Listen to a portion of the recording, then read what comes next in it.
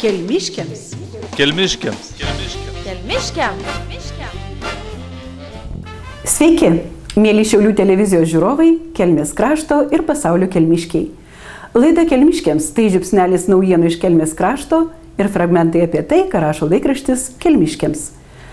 Rugsėjo 22 rudens lygiadienis laikomas astronominio rudens pradžia, kai nakties ir dienos trukmė tampa vienoda. Tai riba, kai naktis pradeda ilgėti, dar sparčiau trumpindamos šviesųjį laiką.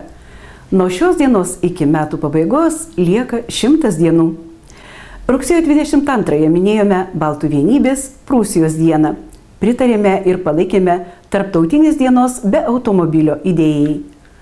Dangui sutramdžius lietų, o saulei pažėrus spindulių, miela gėrėtis rudens spalvomis.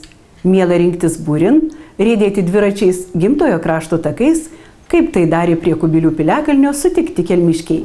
Pakalbinome žygyje dalyvavusi buvusi Kelmės policijos komisarą Dainių Popovą. Paminėti ruošiamės šituo žygiu artėjančią sukaktį Lietuvos policijos 95-mečio sukaktį. Rytojaus diena išaušta, kada ateina į mūsų žemę lygiadienis, Baltų vienybės diena ir tarptautinė diena be automobilio. Tai šitas žygis skirtas šią progą paminėti, dalyvauja apie 70 dalyvių žygio ir mūsų maršrutas driekiasi 35 km ilgio. Ruduo ne tik derlius metas, bet ir įvairių sukakčių laikas.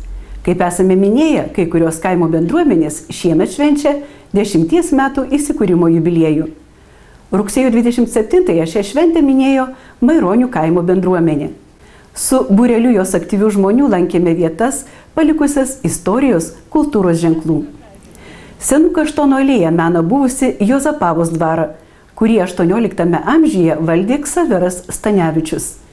Jį paveldėjus sūnų Juozapui, dvarą su dideliais pastatais, parku, imta vadinti Juozapavos dvaru.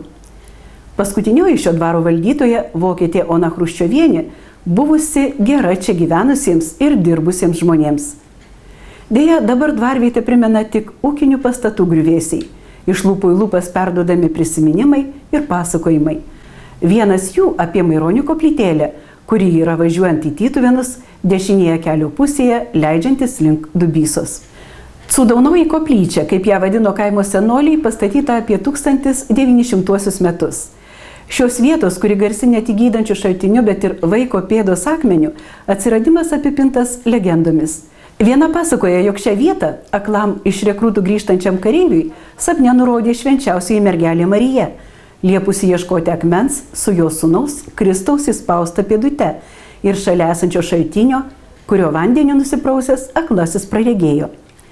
Gandas apie praregėjusį kareivį greitai pasklido ir žmonės čia ėmė plūste plūsti. Dar pasakojama, kad Onos Chruščiovienės laikais dvaro urėdui nusibodo ilgos maldininkų eilės ir jis kartą visus išvaikė, liepdamas geriau apie daržinę, o ne čia keliais šliaužioti. Begrįžtantį urėdą susuko į mazgą, sutraukė į kamuolį, išgyti nepadėjo jokie daktarai. Tada prašėsi nuvežamas prie akmens ir šaltinio ir šliaužė keliais iš paskutiniųjų. Dvarininkė Ona Chruščiovienė davė įžadą, jeigu urėdas pasveiks, pastatys šioje vietoje mūrinę koplytėlę. Pažadą tesėjo, davė geriausių raudonų plytų. Koplyčia tebestovi iki šiol. Ją jau 11 metų prižiūri maironiškė Danutė Andrulienė, sodina gėles, tvarko. Kiekvieno mėnesio 13 dieną čia aukojamos šventos mišios, vyksta sekminių šventimas. Aplink kryžiai, padėka už stebuklingus pagėjimus, sugrąžinta sveikata. Retas sykį pravažiuodamas čia nepamatysi sustojusių žmonių. Kaip sako Danutė Andrulienė, koplytėlė reikalinga visiems Lietuvos žmonėms. Maironiškiai didžiuojasi turintys savo krašte 2 koplyčias ir Maironių bažnyčią. Jukniškės koplyčioje kartą per metus vyksta Augustino atlaidai, plačiai sukviečiantis kraštiečius. O švenčiausiosios mergelės Marijos medinė bažnyčia Maironiuose, statyta 1768-aisiais, tarnauja šiandieninės bendruomenės maldoms.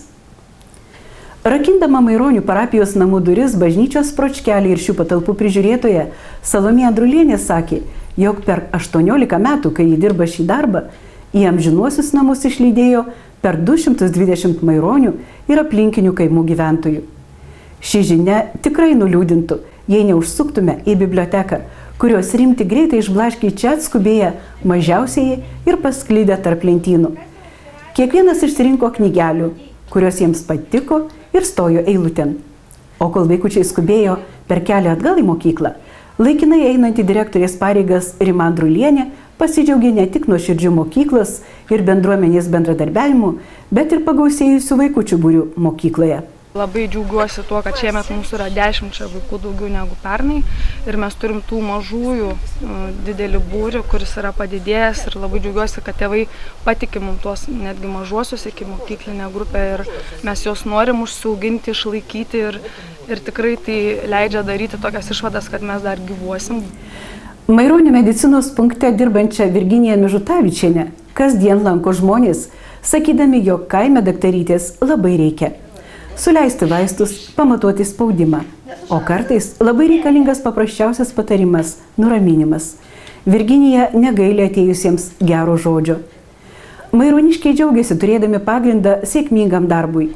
Yra mokykla, biblioteka, kultūros namai, gyva ir kartų tradicija. Pas mus daugiausiai jungia gal kartos tokios va. Jau vyresnieji, jaunesnieji ir tie dabar dar ateinantis net iš šį pasaulį, man atrodo, jie yra sujungti, nes iš mūsų kaimų yra mažai išvažiavę į užsienį. Jeigu išvažiuoja, tai trumpam ir tikrai grįžta nepasisvečiuoti, o pagyventi. Tikrai savaitgalis pas mus rasi daug jaunimo, tai žaidžiant aikštės, tai kažkur tai važinėja. Įvertindami 10 metų pokyčius, maironiškiai sako, jog gyvenimas labai pasikeitė. Gražiai aplinka, žmonės nori gyventi šviesiau, prasmingiau. Žiūrėdami į ateitį, bendruomenės vadovai kelia ir naujas užduotis. O užduočių turim tikrai nemažai, tai vat viena iš tokių būtų kultūros namų renovacija, taip pat būtų sporto salės remontas viduj.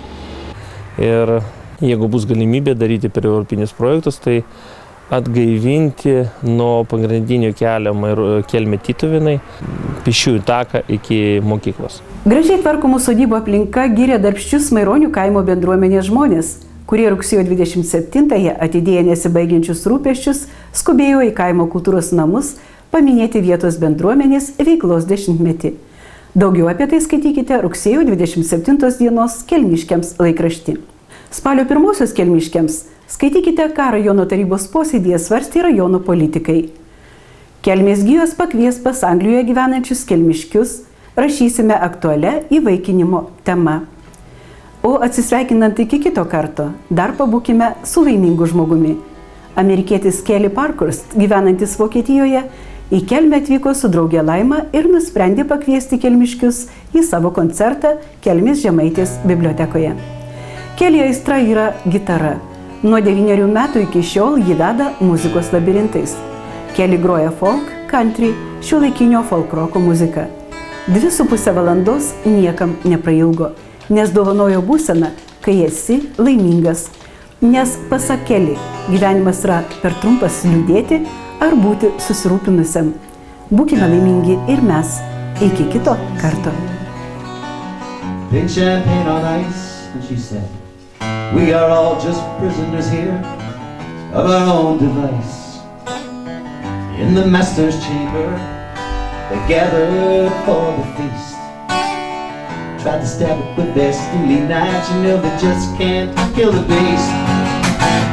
First thing I remember, while I was running for the door, had to find that passage back to the place where I was before.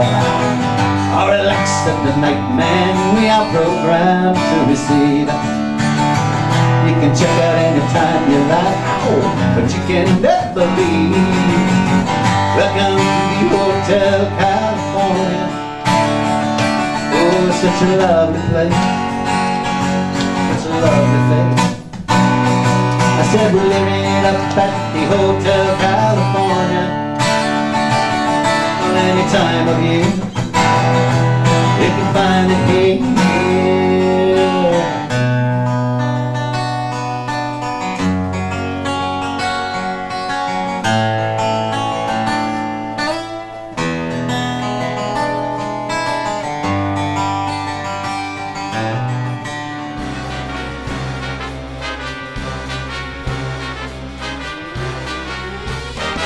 Kelmiškiams.